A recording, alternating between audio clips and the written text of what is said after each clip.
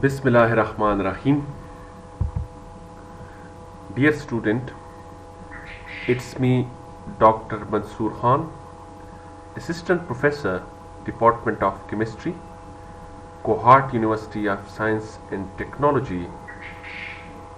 Today I am going to deliver my first lecture of the title Analytical Chemistry 2 with a course code 351, and today's topic is chromatography. Now the first question which is arise is that what is a chromatography? So we will explain chromatography from the very beginning. So the word chromatography is derived from two Greek words. The two Greek words are chroma, means color, graphy, to write.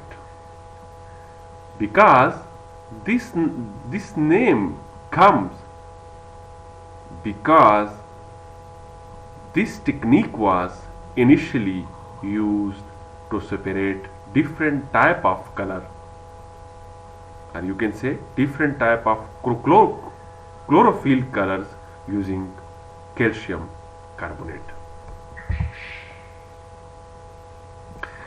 Chromatography is a laboratory technique basically used to separate compound in a mixture by mobile phase. So chromatography is overall it is an analytical separatory technique. It is used to separate different compounds, different analytes which are present in the mixture. The uniqueness of chromatography from other separatory technique is in chromatography we use two phases. One is called stationary phase and the other one is called mobile phase. So the separation occurs due to the interaction of the matter present in the mixture with mobile and stationary phase. So this make the chromatography technique unique because it is the only technique in which we use two phases.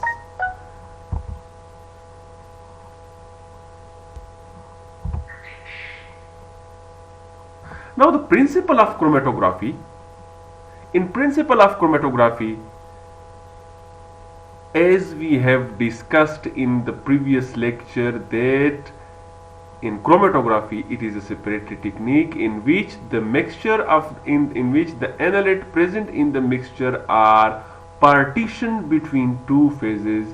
One is called mobile phase and the other one is stationary phase. So we have said that chromatography consists of two phases. One is called stationary phase, which is stationary, which is not moving. The other one is called mobile phase which is moving on stationary phase. Now when you apply the mixture to be separated,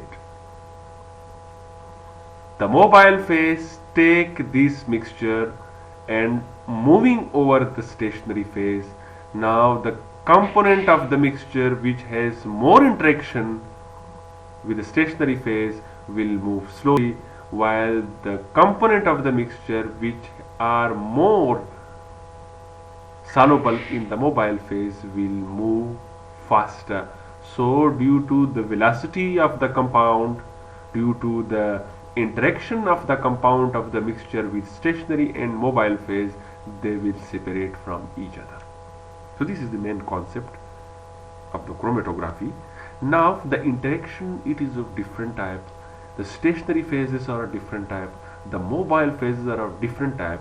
So we will explain these one by one, but in this paper we only explain the basic of the stationary of the separatory technique like chromatography and other separatory technique. That's why we will not go in that particular details.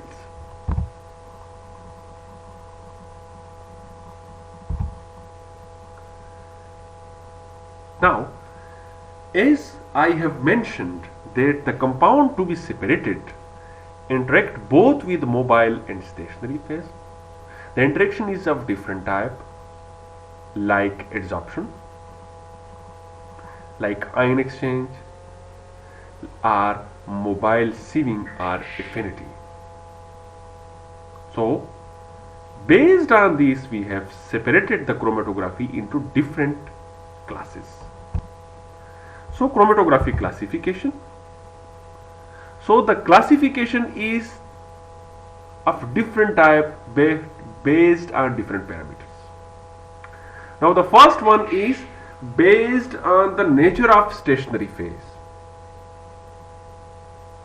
So, if you are separating chromatography based on the stationary phase, it is of two types. One is planar chromatography and the other one is column chromatography.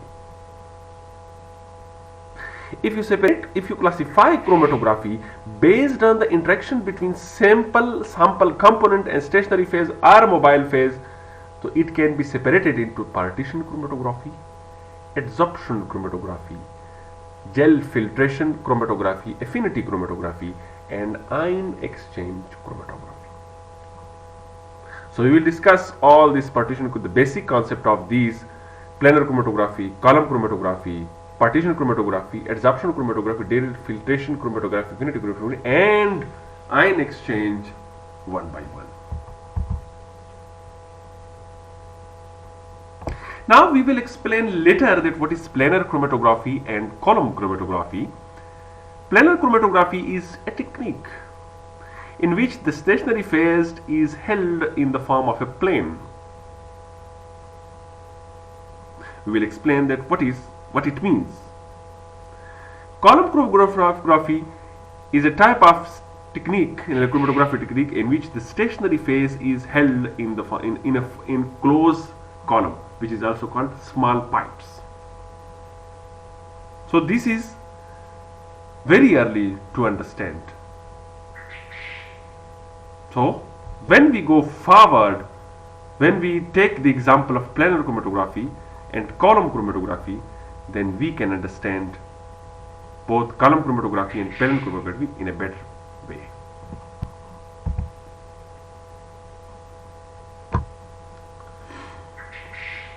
As I have mentioned, that when we study the examples of paper chromatography or thin layer chromatography,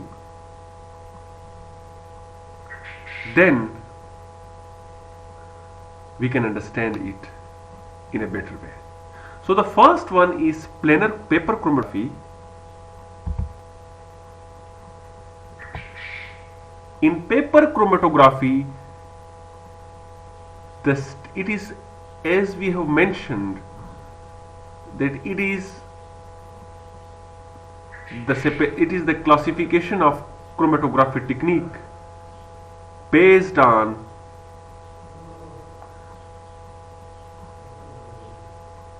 stationary phase, not interaction of the analyte with the stationary phase. So it is a planar chromatography, and paper chromatography is the example of planar chromatography. So it is analytical technique used for the separation of column compounds, or which can be made colored, or used to separation of color compound, or which can be made colored. Why it is called paper chromatography? Because paper is used as a stationary phase.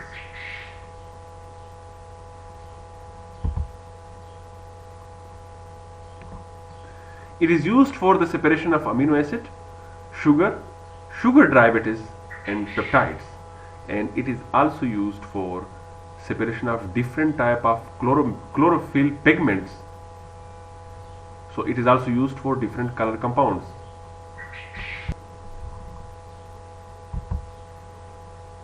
These are some of the images that shows the overall technique of paper chromatography. In figure A,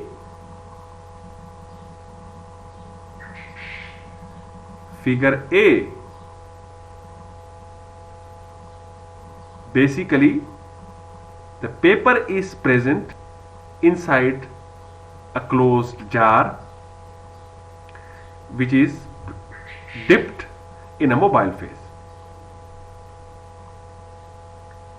So it is just the start of the technique, and you can see that green color is appeared. In diagram B, there is a half developed paper chromatogram which shows different color, while at the end, the cut, the different color which are present in the mixture are separated, and they can be differently separated by cutting the paper into different form, and they can be dissolved in other solution to obtain separated compounds of the mixture. This is another example of paper chromatography, in which paper chromatogram is present in a tank. Specific tank is used in which the solvent is present, and paper has been shown, and the different dot shows different compound which are present in the mixture. The solvent front is the point of the maximum point of the mobile phase over the stationary phase.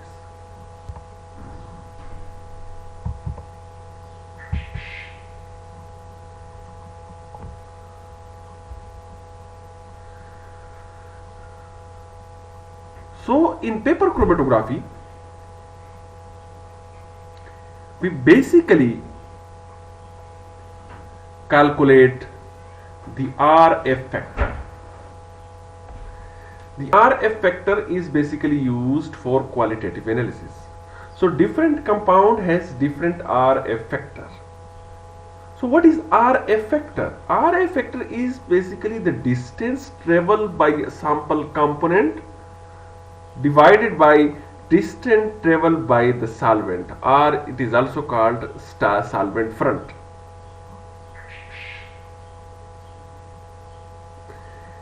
This ratio is always less. This ratio is maximum to 1, equal to 1 or less than 1. So the compound has greater RF factor, means that the compound is more soluble in mobile phase, it has more interaction with mobile phase, it will move faster, its velocity will be greater than the compound which has a lesser RF factor. Different compound has different RF factor, and these RF factors are present in the literature. When you separate different amino acid using paper chromatography, different peptides, different color, you can compare this RF factor with the literature, and from there you can imagine the quality of that particular amino acid, peptides or color compounds.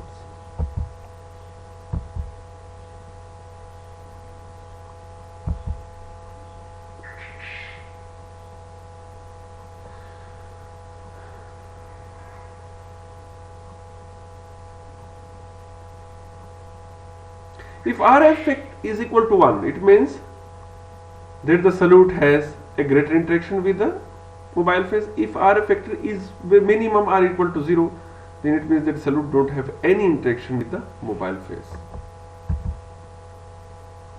Factor. Now, what are the advantages and application of thin layer chromatography? It is simple to process,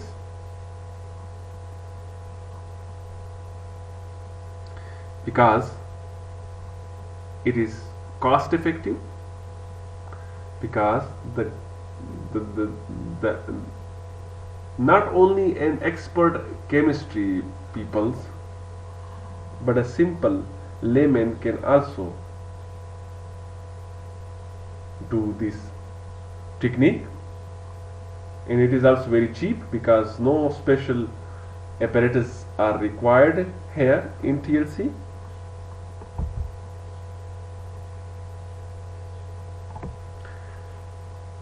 Another important advantages of TLC that you can see the compounds, you can see the different color separated from each other, so where you can easily collect it.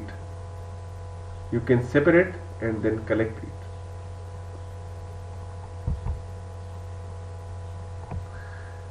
You can easily identify it. After separating, then the identification of the compound is too easy. One identification is carrying out different type of test, and another important identification of compound using TLC is RF factor. You can isolate the compound from each other easily. It is a cheaper process. Purity standards can be.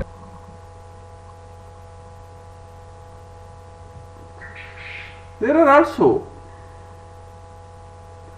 another definition, another separation of chromatography technique is one-dimensional and two-dimensional. The paper chromatography, the technique that we have explained earlier, was the example of one-dimensional chromatography in which the mobile phase moves in one direction. In two-dimensional, the mobile phase first moves in one direction, then we change the direction of the paper and it moves in another direction. So this is the example to make the technique more and more precise, more effective.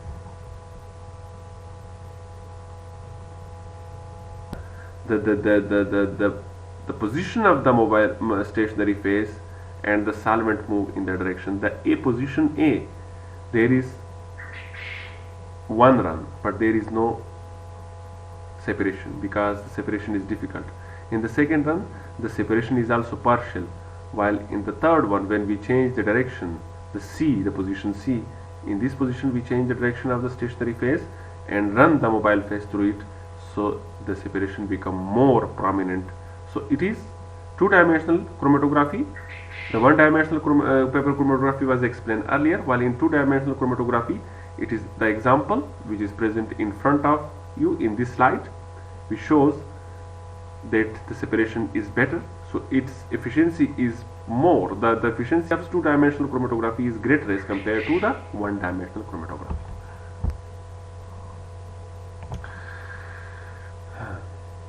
Okay. In paper chromatography, we use paper as a stationary phase, but paper chromatography is the example of liquid-liquid chromatography, because in paper there are cellulose present which has 9% of water. So when it has a 9% of water, this 9% of water which is present in the cellulose and paper is act as a mobile phase, as a stationary phase, sorry. While the thin layer chromatography, it is the example of adsorption chromatography. In this case, the stationary phase is a solid. This is also used to separate mixture, and it is the example of planar chromatography. It contains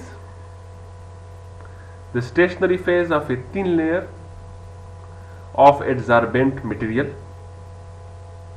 usually silica gel, aluminum oxide, or cellulose, immobilized into a flat inert carrier sheet.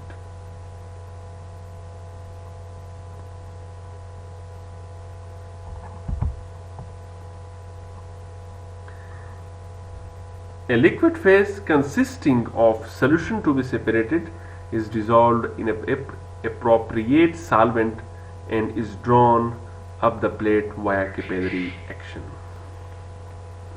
So it is exactly the same like paper chromatography, but in this case the stationary phase is a solid and the interaction of the analyte, the mixture, the analyte which is present in the mixture, or the component of the sample with stationary phase is adsorption. While in case of paper chromatography, the interaction of stationary phase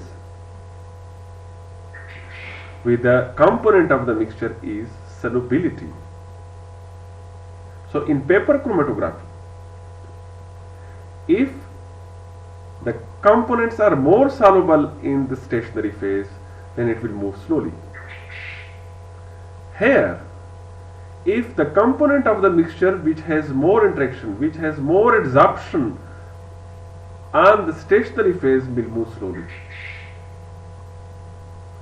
and the components which has less adsorption on the stationary phase or less interaction with the stationary phase will move slowly. So this is basically, so in this case we take a glass slide, we apply the stationary phase in the form of a thin layer which is made up of silica gel, aluminum oxide or cellulose immobilized onto the plate, but cellulose is not appropriate. So the mixture is then applied on this stationary phase, then it is put in the mobile phase, and the mobile phase move in one direction and separation takes place.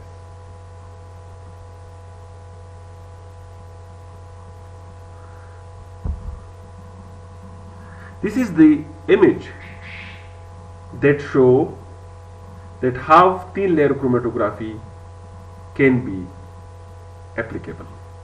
So it shows thin layer. So on thin layer there is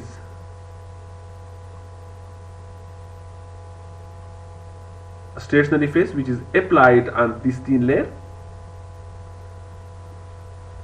and which is also called TLC plate, while the mobile phase is liquid which is present at the bottom of the container. The spotting place is where we apply the sample. When we allowed the mobile phase to pass to the stationary phase, it will take about 10 to 15 minutes. When after the enough separation, when enough solvent front occur, then we can separate the TLC from the mobile phase and then calculate the R.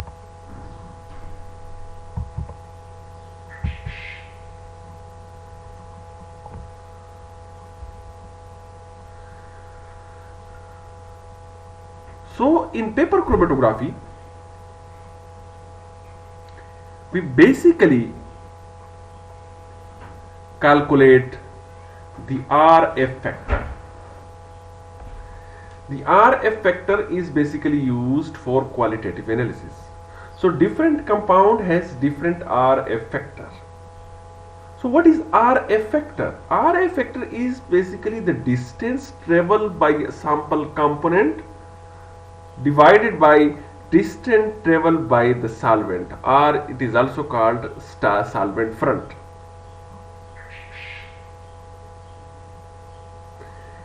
This ratio is always less. This ratio is maximum to 1, equal to 1 or less than 1. So the compound has greater RF factor,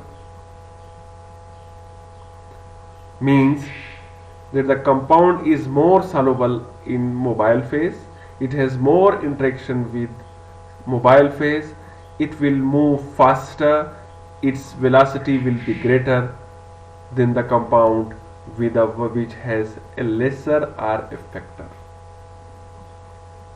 Different compound has different R effector, and these R effectors are present in the literature. When you separate different amino acid using paper chromatography, different peptides, different color, you can compare this R effector with the literature, and from there you can imagine the quality of that particular amino acid peptides or color compounds.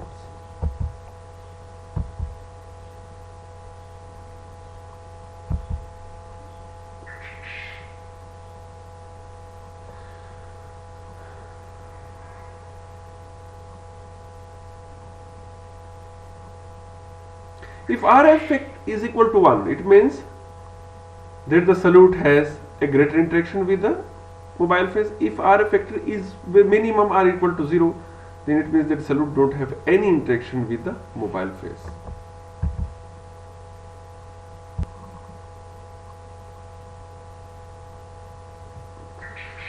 There are also another definition, another separation of chromatography technique is one-dimensional and two-dimensional. The paper chromatography, the technique that we have explained earlier, was the example of one-dimensional chromatography in which the mobile phase move in one direction. In two-dimensional, the mobile phase first move in one direction, then we change the direction of the paper and it moves in another direction. So this is the example to make the technique more and more precise, more effective. Now, what are the advantages and application of thin layer chromatography? It is simple to process,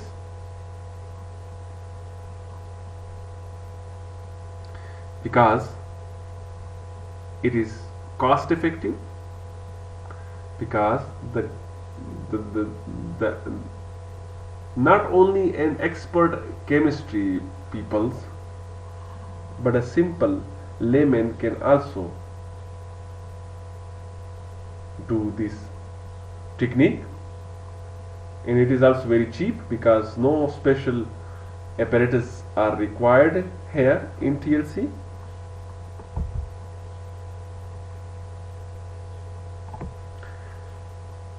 Another important advantages of TLC that you can see the compounds, you can see the different color separated from each other, so where you can easily collect it, you can separate and then collect it.